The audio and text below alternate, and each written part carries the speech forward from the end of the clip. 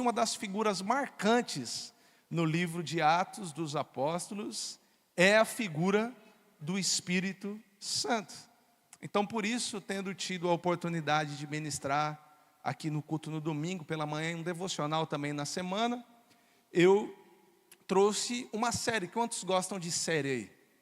Gosta de assistir série? Então, na casa do Senhor nós também temos, na Bíblia nós temos séries lindas, não é verdade?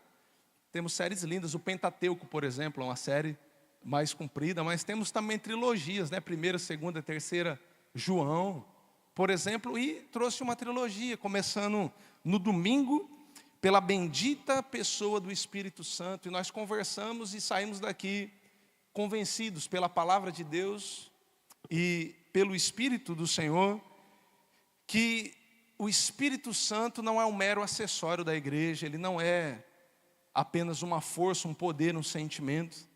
Tampouco é somente também uma doutrina, um dogma a ser estudado, mas o Espírito Santo é uma pessoa. O Espírito Santo é uma pessoa.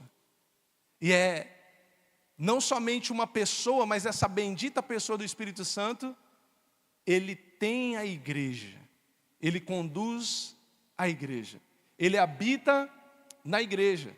E uma vida sem habitação do Espírito, ela é desperdiçada, porque nós não vamos desfrutar nem do melhor do mundo, porque vamos estar buscando as coisas de Deus, tampouco vamos desfrutar do melhor do Senhor. Portanto, precisamos de uma vida cheia do Espírito. E aí, durante essa semana, não somente no devocional de terça, mas ontem nosso amado pastor também falou muito acerca de marcas de uma igreja, de uma família de Deus cheia do Espírito. Um dia antes eu tinha destrinchado um pouquinho acerca de Atos 17, trazendo um pouco mais no singular, as marcas de um homem, usando a vida de Paulo, de um homem cheio do Espírito. E um homem em uma igreja cheia do Espírito, não é um homem, não é uma igreja turista. Uma igreja, um homem cheio do Espírito, se move e anda com propósito. Uma igreja, um homem cheio do Espírito, não se conforma com esse mundo, mas tem uma indignação, e uma indignação santa, que gera uma ação. E que ação é essa? O pastor falou bastante sobre isso ontem. A palavra de Deus está nos nossos lábios, no nosso coração, e ela é anunciada e pregada de forma natural. Aonde nós estamos, nós vamos abrir os nossos lábios e nós vamos falar do Senhor. E Paulo, então, em Atenas, vai confrontar as filosofias gregas. E ele vai usar toda a cultura e todo o intelecto e sabedoria que Deus havia dado a ele para defender a sua fé. E para apresentar aqueles que eles desconheciam como Deus único e verdadeiro. E agindo no poder do Espírito Santo, ele prega e se levantam 3 tipos de públicos diferentes. Os zombadores, que não creem no Evangelho. Os adiadores, que falam, isso é bom, isso é bonito, mas quem sabe amanhã, quando eu estiver mais velho, depois que eu decidir algumas coisas da minha vida, eu vou ser crente. Eu vou viver para a glória de Deus. Mas quando o Evangelho é anunciado, porque ele é poder de Deus, sempre se levantam aqueles que creem. Se levantam alguns em Atenas e se inicia ali uma linda e poderosa igreja para a glória do Senhor. Porque o Espírito Santo continua convencendo desde Atos até os dias de hoje o homem do pecado, da justiça e do juízo. E ele está aqui essa noite entre nós, se movendo. Ele te trouxe até aqui. E para nós continuarmos nessa terceira mensagem, eu gostaria de convidar a amada igreja a abrir a Bíblia comigo em Atos, capítulo 19. E hoje o objetivo é, se de fato o Espírito Santo é uma pessoa, se ele habita em nós. E dentre tantas figuras que a Bíblia traz para ilustrar a sua ação, o seu poder sobre as nossas vidas, uma dessas figuras é que o Espírito Santo é comparado a águas, ou a rios de águas vivas. Ele é comparado à água. Então, se de fato e verdade ele é um rio, as águas vivas do Espírito precisam fluir de dentro do nosso interior. Porque água parada cria dengue, e crente parado cria dengo. Fica dengoso o crente parado. Essas águas precisam fluir de dentro do nosso interior, do nosso coração, porque senão, ao invés de sermos um rio, podemos nos tornar um pântano. Podemos nos tornar um pântano cheio de sujeira, mal cheiroso, e correndo o risco, ao invés de transmitir vida, estarmos cheios de morte. E nesse texto tão precioso, vamos ler juntos do verso 1 ao 6, onde diz assim a palavra do Senhor.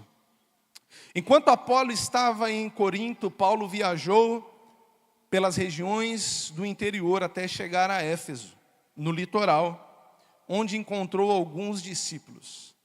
E ele lhes perguntou: vocês receberam o Espírito Santo quando creram? Não, responderam eles, nem sequer ouvimos que existe Espírito Santo. Então, que batismo vocês receberam? Paulo perguntou, e eles responderam: o batismo de João. Paulo então disse: João batizava com o batismo de arrependimento, dizendo ao povo que cresce naquele que viria depois dele, isto é, em Jesus. Assim que ouviram isso, foram batizados em nome do Senhor Jesus. Paulo lhes impôs as mãos, e o Espírito Santo veio sobre eles, e eles falaram em línguas e profetizaram. Amém? Glória a Deus. Feche seus olhos comigo, vamos orar mais uma vez.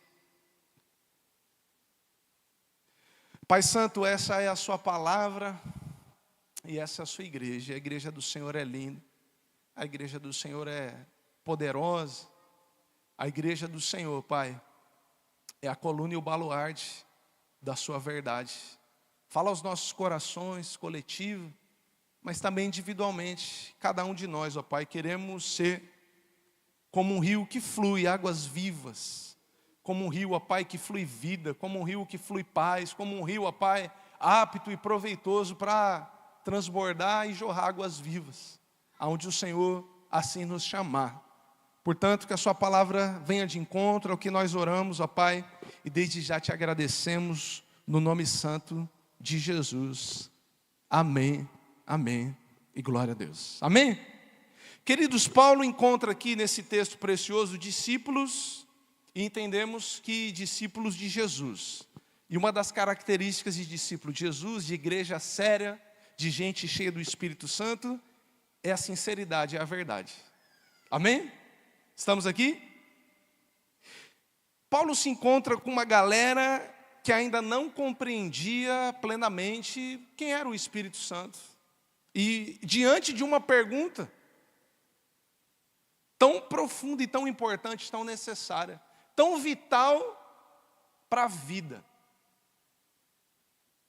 Ao serem perguntados: vocês receberam o Espírito Santo quando creram? Eles dão uma resposta genuína, sincera, direta e verdadeira também. E a resposta deles foi: não, nem sequer ouvimos que existe o Espírito Santo. Amém? Acabamos de ler esse texto juntos? Isso é um fato, isso é um registro histórico da igreja do Senhor, da nossa família, da família de Deus. E aqui está um fundamento muito precioso e profundo para quem quer fluir como discípulo de Jesus, para quem quer ver águas vivas fluindo do seu interior. A sinceridade e a verdade, ela sempre precede a transformação e a plenitude de Deus nas nossas vidas. Deus não enche e não tem compromisso com quem finge ser alguém, com quem finge saber algo. Deus não flui aonde há aparência de piedade e de religião. Deus não flui aonde não há verdade no coração. Vocês receberam o Espírito Santo quando creram? E aqueles homens não. Nós não somente não recebemos, mas como nós não sabemos, nem sequer nós sabemos quem é o Espírito Santo.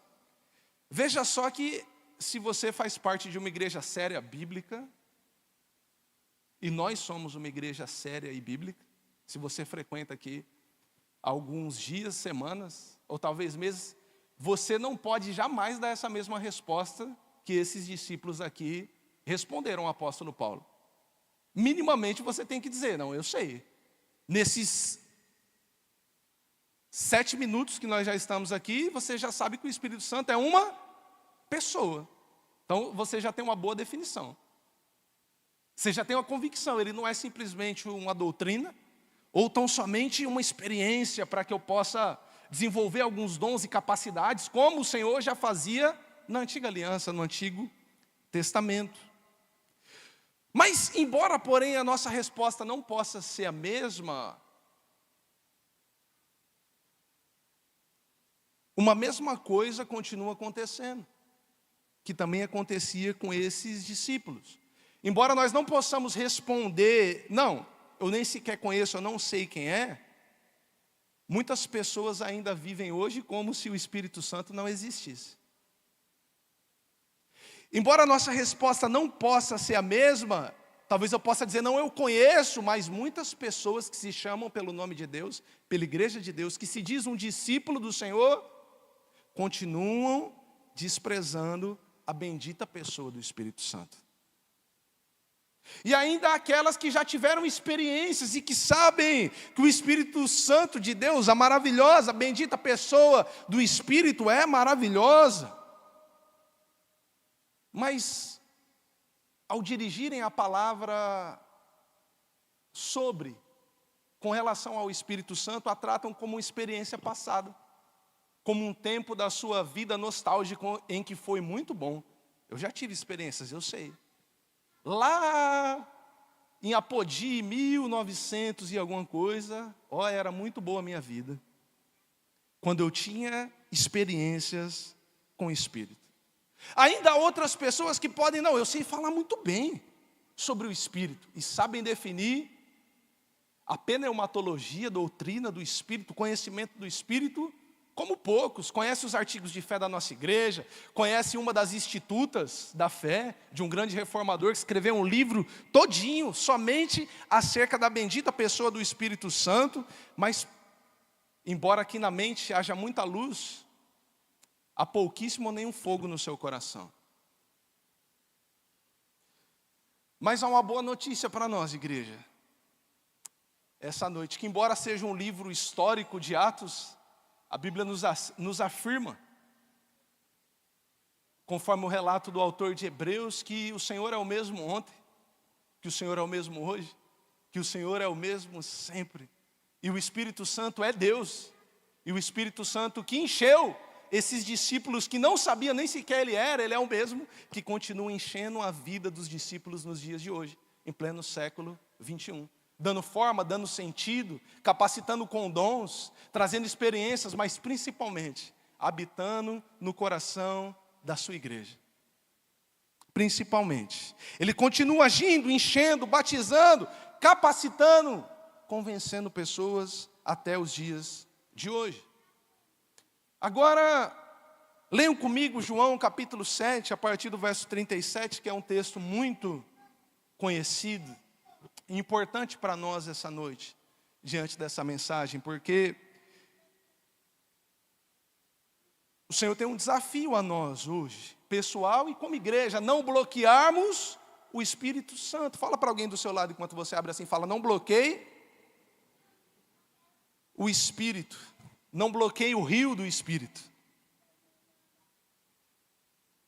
E nesse texto de João 7,37, a palavra do Senhor diz assim: no último e mais importante dia da festa, Jesus levantou-se e disse em alta voz: se alguém tem sede, venha a mim e beba. Vamos ler juntos o 38? Quem crer em mim, como diz a Escritura, do seu interior fluirão rios de água viva. Nós já cantamos essa noite, não pelo que eu vejo, mas pelo que eu creio, amém? Tem alguém que crê no Senhor, que crê na palavra do Senhor? A palavra do Senhor não é antiga, não é moderna, ela é eterna, e ela está afirmando para nós essa noite: quem crê em mim, como diz as Escrituras, do seu interior deve brotar, deve jorrar rios de águas vivas. E a explicação do próprio apóstolo João no verso 39 ele estava se referindo ao Espírito. que mais tarde, logo um pouquinho mais à frente, em Atos capítulo 2, receberiam aqueles que nele crescem, pois até então o Espírito ainda não tinha sido dado, da forma no qual ele foi derramado em Atos capítulo 2. Para fazer morada, para fazer habitação, para andar com a gente, lado a lado, dentro de nós, nos guiando em toda a verdade e em toda a justiça. Então, temos uma problemática essa noite, Igreja do Senhor, e ela é o seguinte: nenhum rio deixa de fluir porque ele quer. Um rio foi feito para fluir, porém, se ele deixar de fluir, uma das possibilidades, eu não sou muito especialista nessa linguagem, eu já estudei mais sobre a figura do fogo, mas o Espírito Santo se apresenta como água, também a gente tem que, ir se aprofundando. E aqui eu me aprofundei um pouco mais, mas tem as minhas limitações. Mas uma das possibilidades que eu já disse para a igreja, ele se torna um pântano. Um rio pode se tornar um pântano se uma água para de fluir, se há um bloqueio naquele rio. E se águas vivas devem jorrar de dentro de nós, quais são então as atitudes nossas que, como igreja, como discípulos do Senhor, acabam bloqueando o fluir do Espírito nas nossas vidas? Quais são essas atitudes? Eu quero falar de 3 com a amada igreja. E a primeira delas, em 1 Tessalonicenses 5,19. E eu queria aqui usar uma metáfora de rio mesmo. Uma das possibilidades é que um braço de um rio pode deixar de jorrar, ou um rio pode deixar de jorrar se houver entulho no rio. Se houver muito entulho, aquela água pode parar de fluir ou de jorrar onde ela deveria. E Paulo vai dizer à igreja em Tessalônica, no capítulo 5 e verso 19, não apaguem o Espírito, não apaguem o Espírito. Entulho não aparece de uma vez. Entulho vai sendo o quê? Já viu um rio, que foi bloqueado, e aí quando vai ver tinha pneu, tinha geladeira, tinha vaso de planta, tem até carro às vezes, que foi um acidente, aí foi acumulando, porque entulho se acumula aos poucos. E o objetivo de Deus para os seus filhos, para a sua igreja, para os seus discípulos, é que ele flua. E às vezes quando nós deixamos de fluir, uma das opções, das possibilidades de bloqueio, é entulho, que vai gerando pela quebra de princípios da nossa vida. Para a gente fluir, a gente deve viver em comunhão, em comunidade, entre os irmãos. E aí a gente vai quebrando o princípio. Vai deixando, deixa eu me isolar. É impossível ser um cristão que flui o Espírito Santo sozinho. A gente passa a negligenciar as disciplinas espirituais, vai acumulando. Era para ler o livro de Atos, aí hoje eu não pude, amanhã eu não pude. Aí já foram 18 dias e não pôde. Nenhum dia eu pude. Aí a gente quer fluir, e é uma promessa de Deus, se nós crermos, fluiremos, mas só que foi acumulando. Foi acumulando. Eu até consigo vir à igreja ainda, ter uma rotina religiosa, mas aos poucos foi se acumulando e nós fomos perdendo, negligenciando a presença.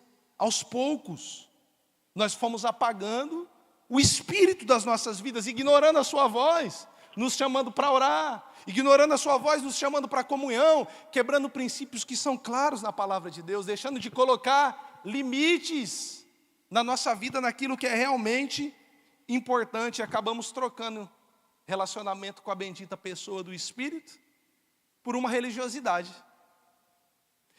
E quem apaga o Espírito pode até continuar vindo ao culto, mas de fato e verdade perde o relacionamento. Apaga a intimidade. Nós precisamos permitir que, ao invés de que o Espírito seja apagado da nossa vida, de que ele suma, que ele possa ser o protagonista da nossa vida e que ele possa escrever a nossa história. Segunda coisa, a segunda possibilidade é quando nós entristecemos o Espírito, usando mais uma figura aqui de rio, seria como se nós construíssemos uma barragem, um muro. E os próprios entulhos podem formar um muro para que as águas deixem de fluir sobre a nossa vida. Efésios 4:30, o apóstolo Paulo escrevendo aos Efésios vai dizer: não entristeçam o Espírito de Deus, com o qual vocês foram selados para o dia da redenção. O Espírito se entristece na igreja, por quê? Porque ele é uma pessoa. Ele tem ciúmes de nós, e é o único ciúme que presta na vida toda. É o ciúme que o Senhor tem sobre nós, porque somos propriedade exclusiva dele. E ele coloca um selo sobre nós para o dia da redenção. Quando há uma barragem, irmãos, quando há um muro, quando o Espírito deixa de fluir sobre a nossa vida, por tristeza, aí já não é mais descuido. Aí nós já podemos dizer uma negligência. Aí não são mais alguns princípios. Aí quando nós já vamos indo para uma área de iniquidade, eu sei que eu devo fazer o bem e eu não faço. Eu estou escolhendo, já tendo sido salvo, já tendo sido selado para o dia da redenção, já tendo tido o Espírito Santo como uma segunda obra da graça, como uma bênção, já tendo sabido o que é viver cheio do Espírito, eu estou escolhendo viver novamente no pecado. Eu estou escolhendo desobedecer permanentemente o Senhor. Eu estou escolhendo a minha vontade, pensando que ela é boa, agradável e perfeita. Então, toda barragem, ela é estabelecida de forma consciente, como uma decisão. Antes foram algumas coisas que foram acumulando, mas agora eu já sei que a minha vida espiritual não está bem e que o Espírito Santo está entristecido com a forma que eu estou vivendo. Porque antes eu ainda ouvia um louvor, eu ouvia a palavra e o Espírito me chamava. Mas agora está tudo tão seco, está tudo tão frio. E sabendo aquilo que eu devo fazer, eu escolho voluntariamente permanecer no erro e no pecado. Entristecer o Espírito é a segunda possibilidade, para que ao invés de jorrar águas vivas, nós venhamos a não fluir naquilo que o Senhor tem sobre a nossa vida. Interessante que a nossa vida, ao invés de entristecer o Espírito, deveria ser para agradar o coração do Pai, como Jesus, quando é batizado, ouve do Senhor: Tu és o meu filho amado, em Ti eu tenho alegria, em Ti eu me comprazo, em Ti eu tenho prazer. Entristecer o Espírito é quando a nossa vida deixa de gerar alegria e prazer no nosso Deus. Terceira possibilidade é o desvio. O desvio, um rio deixa de cumprir com o seu propósito e o seu objetivo e jorrar águas vivas quando as águas, ao invés de estarem indo para o oceano, elas estão sendo desviadas. E em Atos capítulo 7, verso 51, durante o sermão de Estevão, ele vai dizer para o povo de Israel: povo rebelde, obstinado de coração e de ouvidos, vocês são iguais aos seus antepassados, vocês sempre resistem ao Espírito Santo. Resistir não é quando eu não estou ouvindo. Não, significa assim: eu sei o que eu devo fazer, eu já tive experiência com o Senhor, eu sei o que a palavra diz, eu sei aquilo que é certo, mas eu digo assim: não. O Espírito Santo me deu uma direção, mas né, que no final Deus é tão misericordioso, e o meu coração se endurece, e aí já não existe mais rio, a água já não corre mais pelo caminho que Deus planejou sobre a nossa vida. E aí nós continuamos fluindo, porque Deus nos deu essa capacidade. Só que infelizmente agora a gente flui na nossa profissão. Na nossa profissão, afinal de contas, né? Os boletos são como as misericórdias do Senhor, eles se renovam toda manhã. Preciso fluir na minha profissão, pastor. Esse negócio de fluir, deixa eu ganhar um pouquinho mais de dinheiro, porque agora eu estou fluindo na minha vida acadêmica. Pastor, você não sabe os meus títulos. Eu agora estou fluindo, pastor, em tudo aquilo que não é eterno, mas daqui a pouco eu vou fluir no que é eterno. E deixa eu dizer, meus amados irmãos, igreja querida do Senhor, o escritor e cristão, ex-ateu e cheio do Espírito Santo, C.S. Lewis, já deixou muito claro para nós tudo aquilo que não é eterno no final das contas será eternamente inútil. É uma bênção que você flua na sua profissão, glória a Deus, não é pecado. É uma bênção que você flua na sua vida acadêmica, glória a Deus. É uma bênção que você conheça o mundo inteiro, mas não como um turista, conheça com propósito. Porque se no final das contas você fluir em tudo isso, e não fluir no que é eterno, terá sido eternamente inútil. Então, independente do motivo, por muitas vezes nós não estamos fluindo, seja por bugigangas, por muro, ou por um desvio no curso. Mas nós vemos Deus fluindo através da vida de outras pessoas. Nós vemos Deus sempre fluindo através de uma igreja viva. E o que nós precisamos então fazer para que essa palavra de Deus, que é a verdade, seja a verdade sobre a minha vida? Quem crê em mim, como diz as Escrituras, do seu interior fluirão. O problema nunca é com o Espírito, não. O problema nunca é com Deus, não. O rio continua vivo, a palavra continua verdadeira. Mas para desbloquear as águas do nosso interior, são necessárias também algumas atitudes. E a primeira delas é um arrependimento genuíno. À luz de Atos, no capítulo 2 e verso 38, durante o primeiro sermão da igreja, Pedro está pregando, cheio do Espírito Santo, e ele vai dizer: se arrependam e sejam batizados cada um de vocês em nome de Cristo Jesus para o perdão dos pecados. Então, uma vez arrependidos e batizados, vocês receberão o dom, a dádiva, o presente do Espírito Santo. Do Espírito Santo. É promessa do Senhor. Rios de águas vivas fluirão. Mas arrependimento não é culpa, não é remorso, não é uma coisa que eu fiz uma vez na vida, quando eu entreguei minha vida para Jesus, e eu repeti uma oração com o pastor, não. Arrependimento é um estilo de vida, é uma mudança radical de mente constante. Dia a dia eu renovo a minha mente pela palavra do Senhor. Eu queria perguntar, amada igreja, será que há algum entulhozinho aí no final do ano para a gente remover hoje? Para que os rios de águas vivas possam fluir do nosso interior. Vamos remover entulhos hoje, não vamos apagar o Espírito, não. Vamos dar o livro da nossa vida, a caneta da nossa vida nas mãos do Espírito e deixar Ele escrever a nossa história. Vamos deixar. Há um segundo caminho. Há um segundo caminho para fluir, ainda em Atos capítulo 5 e verso 32. Os discípulos estão tomando uma peia, na linguagem nordestina, na nova linguagem nordestina. Estão sendo ameaçados. Mas eles vão dizer: nós não podemos deixar de falar das coisas que vimos e ouvimos. E no verso 32 eles vão dizer: nós somos testemunha dessas coisas, e também o Espírito Santo que Deus concede, que Deus deu àqueles que lhe... Quer ser cheio do Espírito? Quer fluir? Arrependimento constante como estilo de vida. Obediência. O Espírito Santo que Deus deu àqueles que lhe obedecem. Obediência derruba as barragens da nossa vida.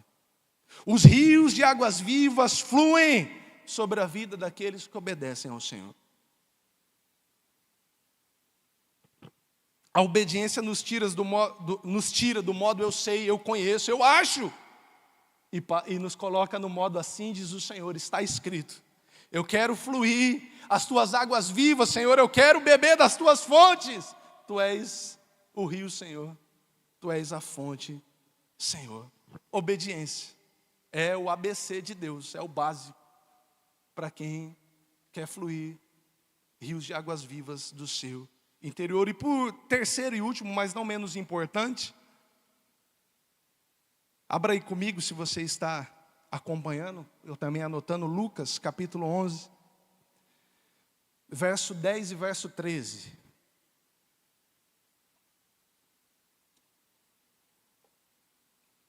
O Espírito Santo, ele flui sobre a vida daqueles que desejam, sobre a vida daqueles que têm fome e sede disso.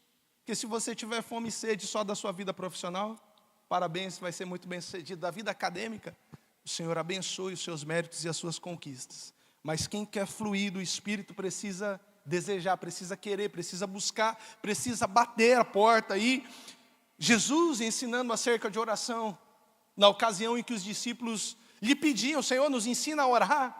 Ele vai dizer no verso 10 de Lucas: pois todo o que pede, recebe, todo o que busca, encontra, e para quem bate a porta, é aberta. Ele vai seguir dizendo no verso 13: se vocês que são pecadores sabem dar bons presentes, boas coisas aos seus filhos, quanto mais o Pai Celestial vos dará o Espírito Santo àqueles que lhe pedirem. Quanto mais o Pai Celestial vos dará o Espírito Santo àqueles que lhe pedirem. Sabe quem costuma fluir no Espírito? Quem pede isso para Deus. A gente sabe pedir tanta coisa, né, desmantelada na vida, sim ou não? Coisas que a gente nem precisa. O Espírito Santo é tão maravilhoso, Paulo vai dizer em Atos 8, em Romanos 8, aqui Atos está muito no coração esses dias, né? Que a gente mal sabe orar, mas o Espírito intercede por nós sobremaneira, conforme a vontade de Deus. A gente pede muita coisa que no final das contas é desnecessária para a nossa própria vida. Mas Jesus está deixando uma promessa assim: o Pai que está nos céus, que sabe dar boas coisas aos seus filhos, pode dar o melhor, o maior presente, a maior dádiva àqueles que lhe pedem, àqueles que querem, àqueles que buscam, àqueles que desejam o Espírito Santo. Nas palavras de Davi, um coração contrito e quebrantado, um coração faminto por Deus, o Senhor não despreza. Quem tem sede, quem deseja intensamente ser cheio do Espírito Santo, será cheio. Jesus promete plenitude. A palavra de Deus nos promete isso. É uma promessa: se crerem, do seu interior fluirão. Olha só o que a palavra do Senhor nos promete, igreja, em Isaías 44:3. Não promete que fluirão rios de águas vivas sobre todos. Não. Mas no verso de número 3, Isaías está descrevendo no capítulo 44, ele diz: pois eu derramarei água sobre a terra sedenta e torrentes nas terras secas, derramarei do meu espírito sobre a sua prole, e a minha bênção será sobre os seus descendentes. Quem já acha que já está molhado demais, que já está fluindo demais, que já está satisfeito demais, mas que não vê aquilo que é mais importante fluindo do seu interior, dificilmente vai desfrutar dessa bênção. Enquanto a plenitude do Espírito, igreja, não for o nosso desejo completo, nós continuaremos vivendo secos ou com o nosso rio bloqueado, seja por entulhos, por barragens ou por desvios. O teólogo A Torre diz algo muito importante para nós: nenhum homem jamais conseguiu essa bênção, a saber, ser cheio do Espírito, ver rios de águas vivas fluindo do seu interior, sentindo que ele poderia continuar vivendo sem essa bênção. Já viu um filho, quando é insistente, quer muito algo do pai? Pai, me dá, pai, me dá, pai, me dá, pai, eu quero isso, pai, eu não posso viver sem isso, pai, eu preciso muito disso. Jesus está dizendo: o Pai dará àqueles que lhe pedirem, àqueles que buscarem, àqueles que desejam. E talvez nós só estejamos secos. Vou pedir já para o louvor chegar aqui para nós buscarmos juntos essa bênção, para nós declararmos juntos que nós não podemos mais viver sem isso, e talvez nós só estejamos secos. Talvez o rio só esteja bloqueado, porque hoje nós precisamos reconhecer: eu tenho apagado o Espírito, Senhor. Eu tenho desejado escrever a minha história e pedir para o Espírito Santo assim: só assina aqui, Senhor, nos meus próprios planos, nos meus próprios desejos. Essa noite, será que alguém aqui, igreja do Senhor, quer dizer: Eu quero que o Espírito Santo escreva a minha história, escreva os meus dias. Eu quero que o Espírito Santo guie as minhas decisões, guie os meus negócios, guie os meus sonhos, guie os meus planos, guie toda a minha vida. Será que alguém essa noite pode dizer assim: eu tenho entristecido mesmo o Espírito? Eu sei o que eu devo fazer, e desde que eu desobedeci a algo que o Espírito deixou claro para mim, parece que eu deixei de ouvir a voz do Espírito. Parece que o Espírito deixou de fluir através de mim, mas essa noite eu quero dizer ao Espírito Santo: Senhor, eu quero viver para ouvir do Pai. Você é meu filho amado, em Ti eu me alegro, em Ti eu me comprazo, em Ti eu tenho o meu prazer. Será que alguém aqui essa noite que quer dizer: eu preciso parar de resistir o Espírito Santo? Em Atos 19, igreja, Paulo não se encontrou com incrédulos hostis, não. Paulo se encontrou com discípulos. Mas a chave que trouxe um avivamento sobre Éfeso, a chave que encheu Éfeso de um amor genuíno e verdadeiro, e essa igreja do Espírito Santo, foi uma sinceridade daqueles homens. Não, nem sequer eu conheço, eu não sei quem é o Espírito. Não, eu tenho resistido, eu tenho apagado. Não, eu tenho entristecido mesmo o Espírito Santo. E aí, quando entristecemos o Espírito, nos sentimos incompletos. Porque é muito difundida a ideia de Blaise Pascal, não é verdade? Há um vazio no homem do tamanho de Deus, e só quem pode preencher esse vazio? Quem é que pode preencher esse vazio? Senão aquele que nos criou e que colocou em nós essa sede, esse desejo pela eternidade. Eu quero perguntar: alguém se sentindo incompleto aqui essa noite? Alguém pode ser sincero e dizer: eu estou sentindo, Senhor, falta algo. E isso é constante, não é desse ano, já vem arrastando anos e anos, Senhor. E hoje eu quero reconhecer que só a presença do Seu Espírito pode preencher a minha vida, a minha mente, o meu coração, a minha existência, a minha vida, Senhor. Só o Seu Espírito, só o Seu Espírito, Senhor. Só o Teu Espírito. Vamos colocar em pé. Vamos cantar essa canção com o nosso coração, com a nossa vida, com a nossa alma, e deixar o Espírito nos encher. Peça isso ao Senhor. Ninguém jamais recebeu essa bênção sentindo que poderia viver sem. Se você se sente seco, incompleto, não fluindo, bloqueado, como que algo está errado, você pode dizer ao Senhor essa noite: Senhor, eu não quero mais viver nem um dia sem a plenitude do Teu Espírito, sem ser cheio do Teu Espírito. Senhor, permita nessa noite que a Sua palavra se cumpra em mim, e eu creio na Sua palavra, Senhor. Então, que rios de águas vivas fluam do meu interior, Senhor. Cumpra essa promessa. Derrama água sobre os sedentos essa noite, Senhor, e Ele dará, porque Ele é gracioso àqueles que lhe pedirem. Peça isso ao Senhor. E se você é corajoso, ousado e tem entendido: eu não posso viver mesmo sem isso, eu quero pedir isso ao Senhor, e custe o que custar, eu não vou viver mais um dia, esse restante do ano, e nem a minha vida sem a plenitude do Espírito. Sai do seu lugar e corre ao altar para dizer isso ao Senhor.